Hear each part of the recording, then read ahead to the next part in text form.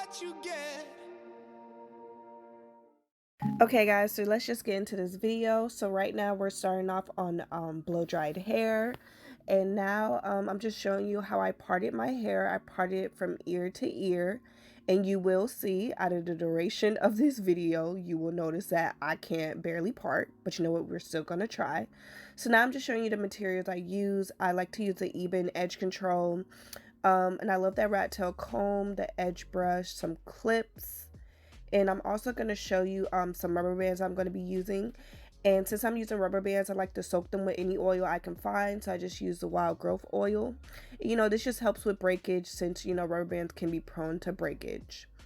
So right now I'm just showing you how I am parting my hair. And this one kind of took the longest because, yeah, I struggle with parting. So it's just kind of hard for me, mostly doing it in my room and instead of the bathroom.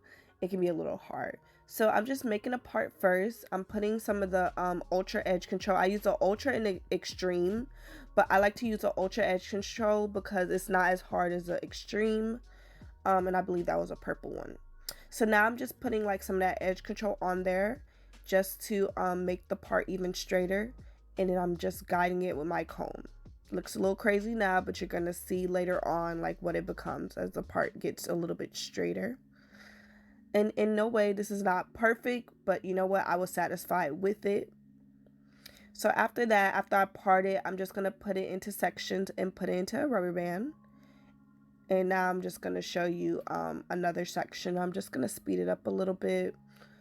Just putting, you know, the edge control there, smoothing it out with my comb, then with the edge brush, and then making a part, and then making it straight.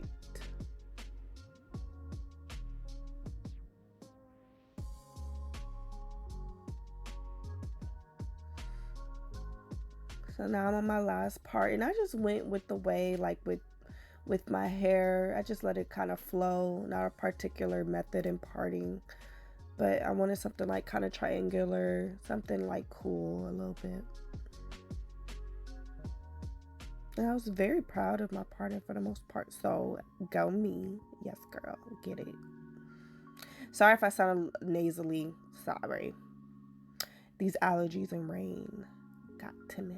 So as you can see, I'm showing y'all the parting, and then we're just gonna skip to, you know, me showing you how I started off the first section, and now I'm gonna show you you know, how I did it. So first I break it off into sections, and then I take that first section and, you know, saturate it in the edge control, brush it all down, and then, you know, put it into a rubber band.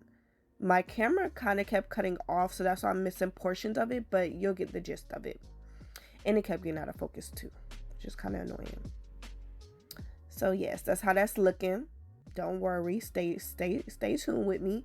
So now I'm really going to get to show you. So I'm just parting that off and just putting gel on it, and I just make sure to smooth it as much as I could before I put the rubber band on it. And I alternated between, like, you know, like 2 parts, 3 parts as the parts got bigger. So I believe I made this one 3. So I smooth it as much as possible, and I put it into the rubber band. And I just make sure to keep the part, you know, somewhat clean, just so you can see the distinction with the parts. So I'm just showing you, like, putting more of that edge control. So first I do the ultra edge control, because it's kind of like Shine and Jam, like the consistency. And then just to put that extra smoothing, I put on the extreme gel. You see how smooth it is as you top it. But I'll try to I would suggest not like using that extreme gel so much because it can leave like a white cast, but you can fix it. So I'm putting that into a rubber band. And this may look tight, but it wasn't too tight to where it was overbearing. I just needed to be tight enough, you know, to stay.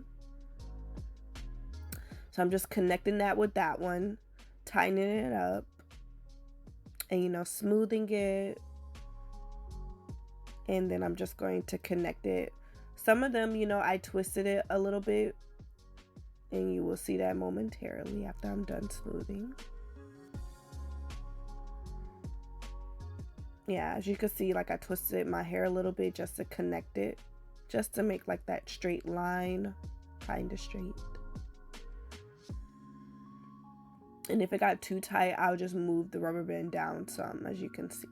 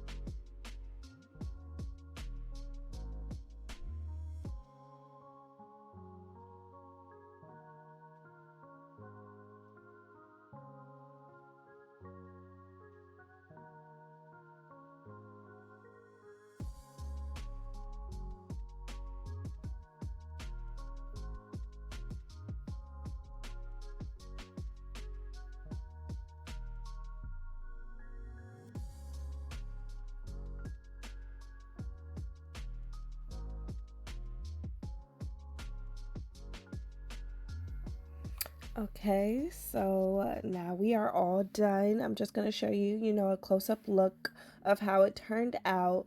Now, my parting on the sides were a little bit big, but you know what?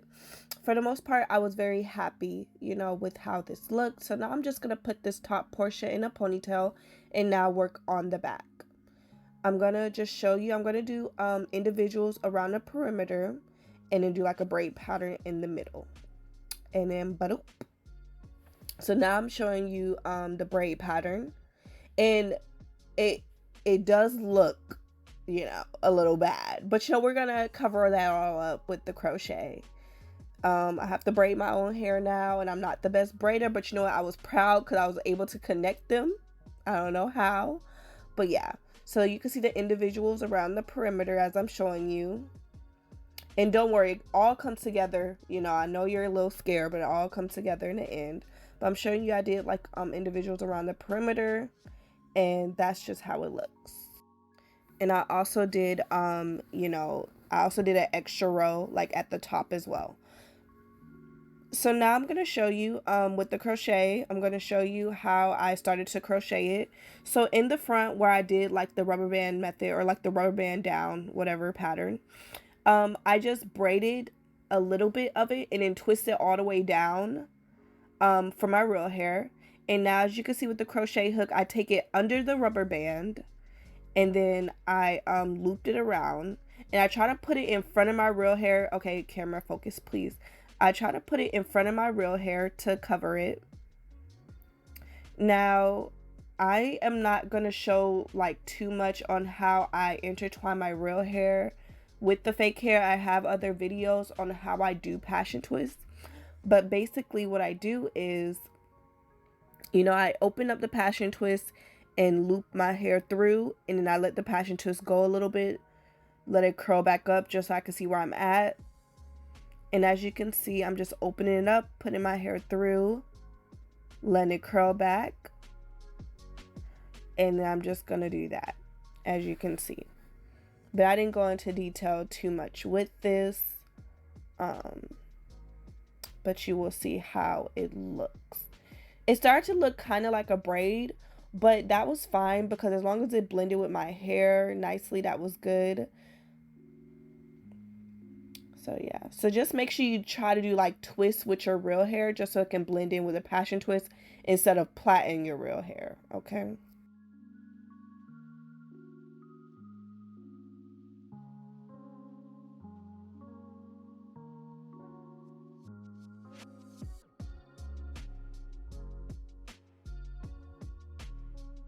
Okay, so I'm just showing you how that looked.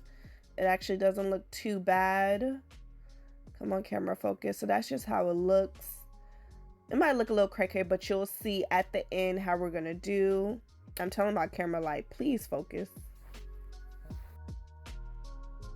Okay, So you guys already know how I do this. I have multiple videos, so I'm just gonna finish up the front. Okay guys, so this is a finished look. We are finally here. This is just how it is looking. Let me actually fix it up a little bit on how I like to wear it.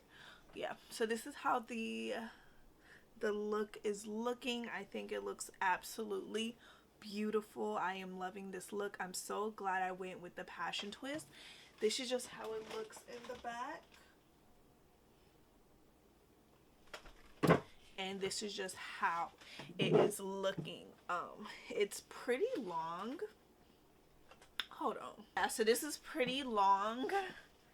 It's like this long. Don't really feel like putting my camera to tilt it this way, but this is just how it is looking.